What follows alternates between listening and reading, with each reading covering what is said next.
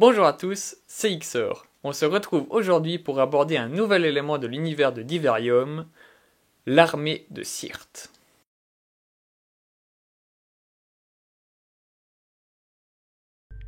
Les IA s'étaient retournés contre leur créateur. La guerre patricide poussa l'espèce humaine au bord de l'extinction. Quand l'ennemi fut terrassé, l'humanité était éparpillée dans l'univers. Un groupe de survivants trouva refuge sur une planète, celle de Use Prime. Pour survivre sur cette planète inhabitée, les rescapés durent se mettre au travail. Ils apprirent à construire maisons, fermes et écoles sans la technologie qui, jadis, le faisait pour eux. Ce fut dur. Il y eut de nombreux accidents sur les chantiers.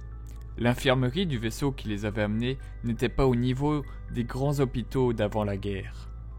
Aujourd'hui encore, on se demande s'ils n'avaient pas, alors, trouvé le moyen de vivre éternellement. Le mental des survivants était mis à rude épreuve, mais ils avancèrent, et pierre après pierre, ils construirent un endroit de vie où ils pourraient conter leurs aventures à leurs enfants. La civilisation Syrte se développa ainsi de génération en génération. Elle commença ensuite à retrouver certains vestiges du passé. Les villes grandissaient et les industries se développaient au même rythme que la technologie. Ils étaient alors maîtres dans l'ingénierie et la biologie. Mais les habitants de Use Prime ne cherchaient pas à se développer davantage. Ils vivaient une vie simple et heureuse. Ils n'étaient plus attirés par les étoiles et ces mondes inconnus qui obsédaient tant les premiers survivants. Ce qu'ils avaient leur suffisait. Un jour arriva où le peuple Syrte vit une flotte de vaisseaux apparaître dans le ciel. À la fois inquiet et curieux, la foule regardait ces engins se poser. Les assaillants débarquèrent par centaines, armés et sans pitié.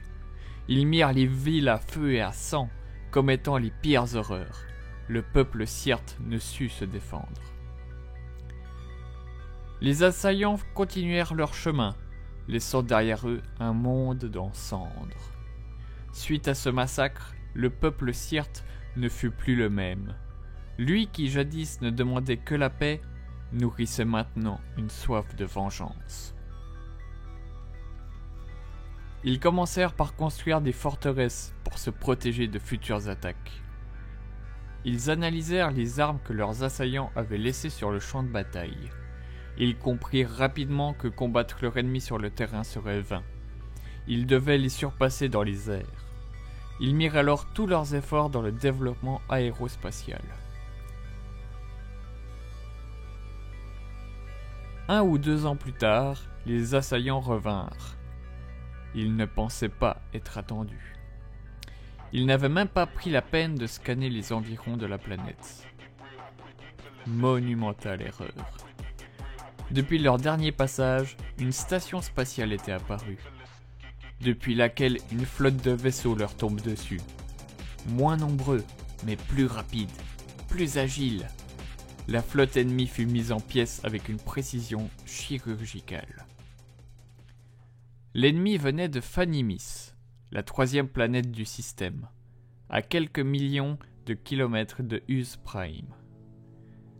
Après avoir analysé les vaisseaux ennemis, fait parler leurs prisonniers, perfectionné sa flotte et ses stratégies, la marine Syrte prit la route de la planète Phanimis.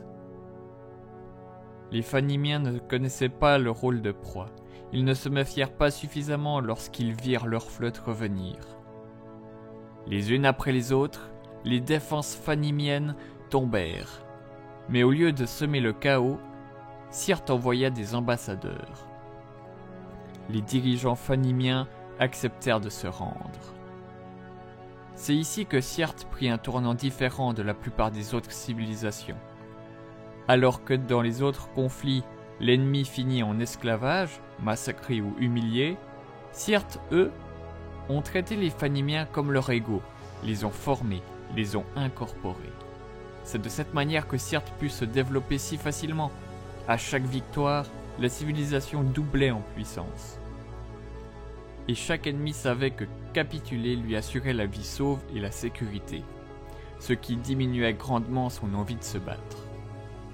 C'est ainsi que Syrte acquit son territoire, le Croissant conquis. C'est à ce jour le plus grand territoire contrôlé par une seule civilisation. L'expansion est maintenant limitée car la distance qui sépare les régions conquises et les régions inconnues est trop importante pour ces vaisseaux. Cette distance forme une barrière naturelle.